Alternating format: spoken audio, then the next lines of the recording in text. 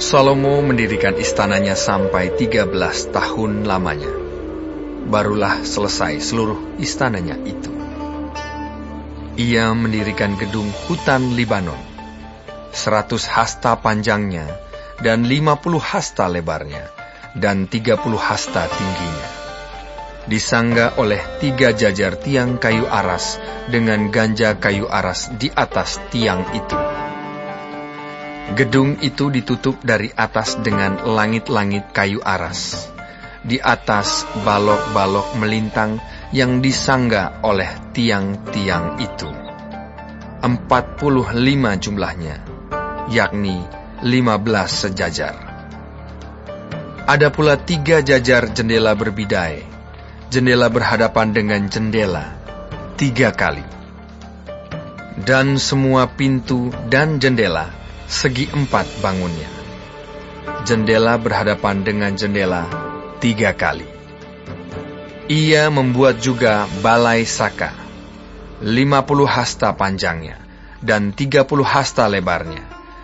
Dengan di sebelah depannya sebuah balai lagi yang bertiang dan bertangga di sebelah depannya. Dibuatnya juga balai singgasana, tempat ia memutuskan hukum, balai pengadilan, yang ditutupi dengan kayu aras dari lantai sampai ke balok langit-langit. Dan gedung kediamannya sendiri, di pelataran yang lain, lebih ke sebelah dalam lagi dari balai itu, adalah sama buatannya. Dan bagi anak Firaun, yang diambil Salomo menjadi istrinya, dibuatnya juga sebuah gedung sama dengan balai itu.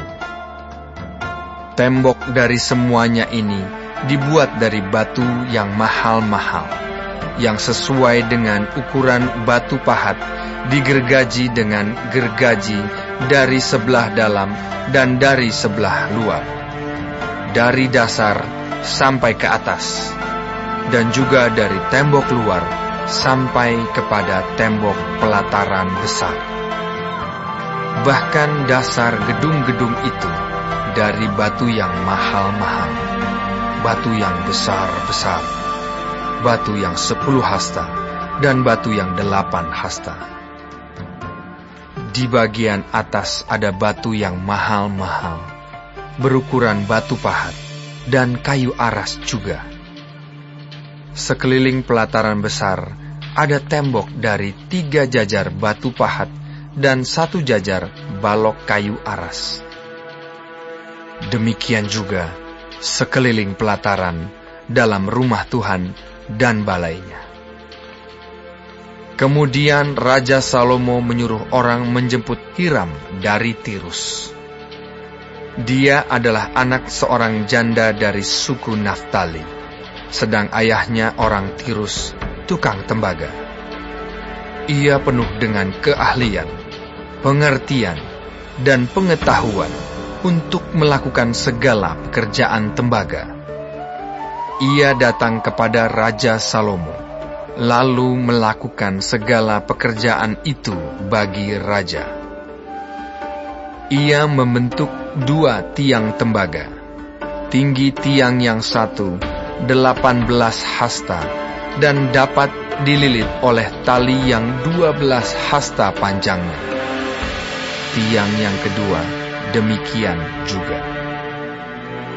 Dibuatnya juga 2 ganja untuk ditaruh di kepala tiang-tiang itu dari tembaga tuangan. Tinggi ganja yang satu 5 hasta, dan tinggi ganja yang kedua 5 hasta. Dibuatnya pula 2 jala-jala untuk ganja yang ada di kepala tiang itu. Jala-jala itu semacam kawat berpilin, semacam untaian rantai. 1 jala-jala untuk ganja yang satu, dan 1 jala-jala untuk ganja yang kedua. Kemudian dibuatnya juga buah-buah delima, 2 jajar berkeliling pada jala-jala yang satu, untuk menutupi ganja yang di ujung tiang itu, dan demikian pula dibuatnya pada ganja yang kedua. Dan ganja yang di kepala tiang dekat balai depan itu berbentuk bunga bakung, tingginya 4 hasta, yakni ganja-ganja yang di atas kedua tiang itu, di sebelah atas sekali, lewat jala-jala yang meliliti perut ganja itu. Dan buah-buah delima ada 200 berjajar, berkeliling pada ganja yang satu. Demikian juga pada ganja yang kedua. Kemudian tiang-tiang itu didirikannya dekat balai ruang besar. Ketika ia mendirikan tiang kanan, ia menamainya Yakin. Ketika ia mendirikan tiang kiri, ia menamainya Boas.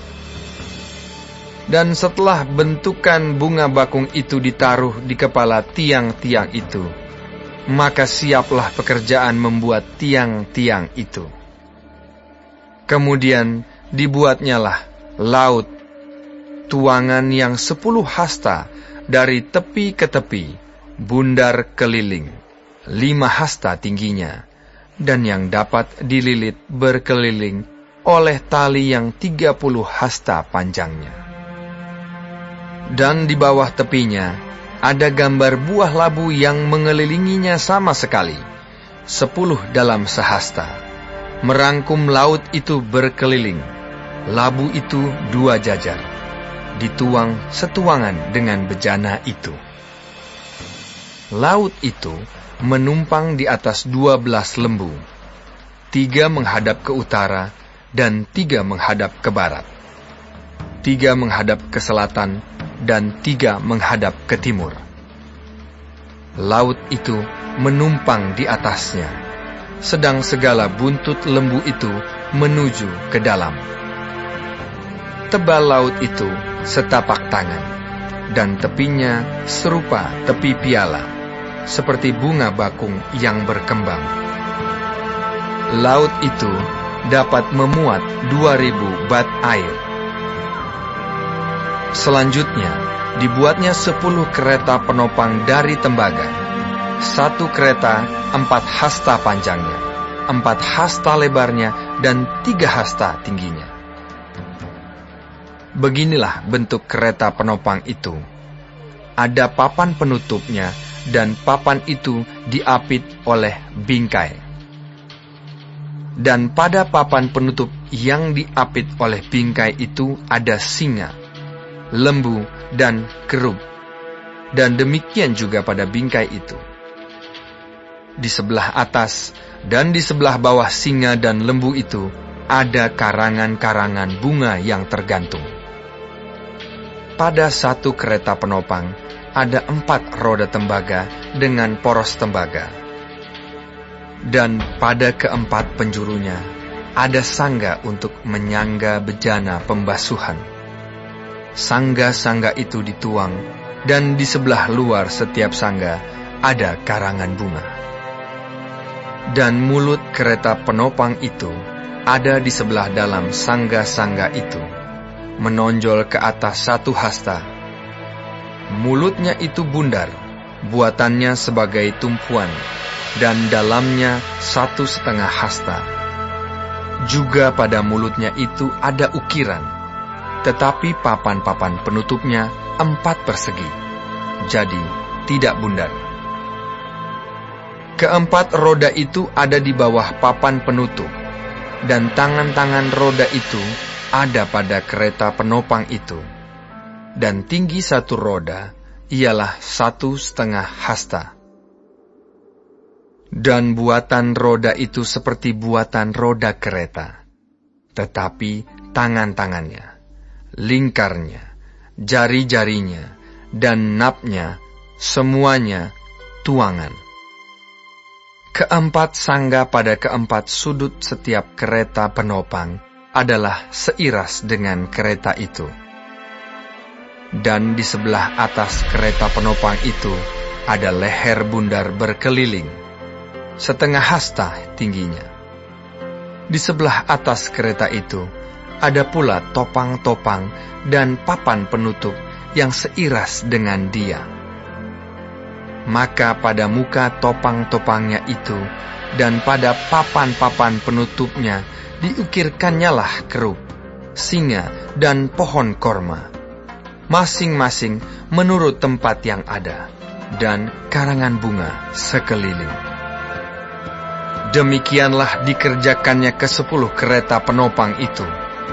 Tuangannya sama, ukurannya sama, dan potongannya sama semuanya. Lagi pula, dibuatnya 10 bejana pembasuhan dari tembaga. Setiap bejana dapat memuat 40 bat air. Setiap bejana 4 hasta besarnya, dan ada 1 bejana di atas setiap kereta dari ke-10 kereta penopang itu. 5 kereta penopang ditaruhnya pada sisi kanan rumah itu, dan 5 pada sisi kirinya. Tetapi laut itu ditaruhnya pada sisi kanan rumah itu, arah tenggara.